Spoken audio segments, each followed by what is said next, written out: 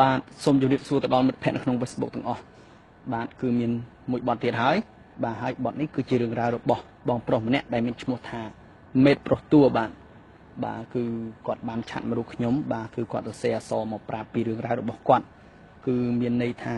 តាំងពី5ឆ្នាំមុនគឺគាត់បានស្រឡាញ់ស្រីម្នាក់បាទហើយក៏បានចូលដណ្ដឹងនាងប៉ុន្តែដោយតែគ្មានលុយរៀបការអញ្ចឹងហើយទើបគាត់ដាក់ចិត្តទៅធ្វើការនៅប្រទេសកូរ៉េបាទហើយផ្ទះគាត់និងផ្ទះនាងគឺជាប់គ្នាបាទប៉ុន្តែអ្វីដែល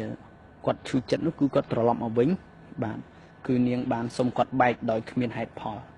បាទអញ្ចឹងហើយគឺខ្ញុំបានអាននៅរឿងរ៉ាវរបស់គាត់វិញបាទក៏ខ្ញុំមានចិត្តថាអាណិតព្រោះថាយើងគឺជាអ្នកទៅធ្វើការងារនៅប្រទេសគេដូចគ្នា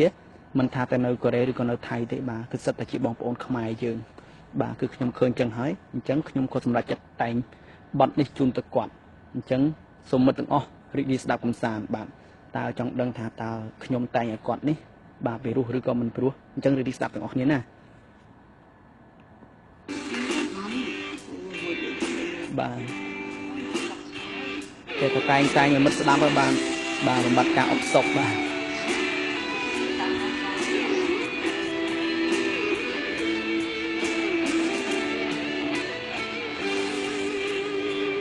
រឿង5ឆ្នាំមុន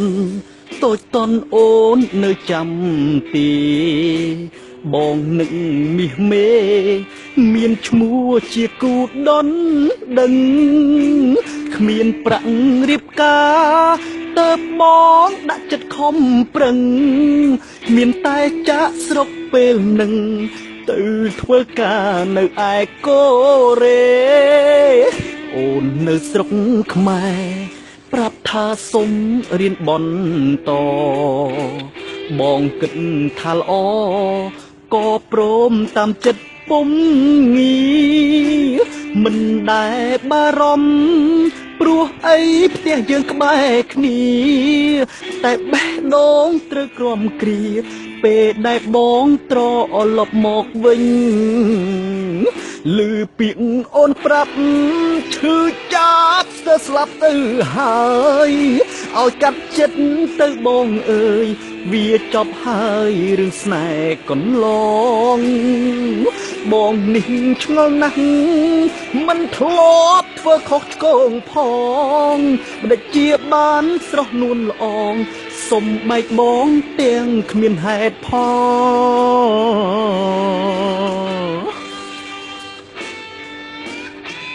បាទគឺសង្សារគាត់ហ្នឹងបាទគឺនៅខ្មែរក៏សុំរៀនបន្តបាទហើយតែគាត់គិតថាល្អអញ្ចឹងក៏ព្រមតាមនាងប៉ុន្តែមិនដឹងជាយ៉ាងម៉េចបាទពេលគាត់ត្រឡប់មកវិញក៏នាងសុំបែកគាត់តែម្ដងបាទអញ្ចឹងក៏សូមផ្ញើបទនេះជូនទៅដល់បងប្រុសធំបាទ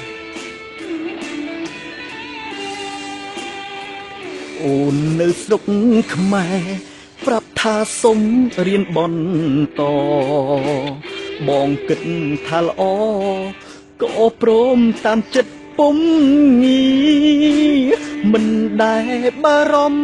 ភព្រោះអីផ្ទះយើងក្បែរគ្នា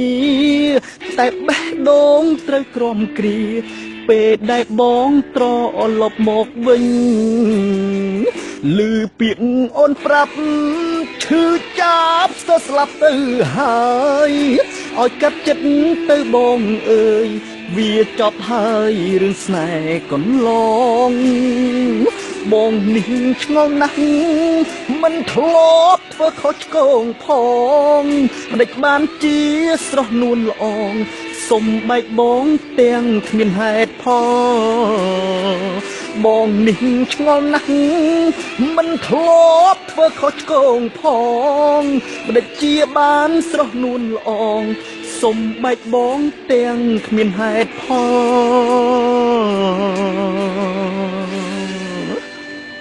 បាទមានតែប៉ុណ្្នឹងទេបាទ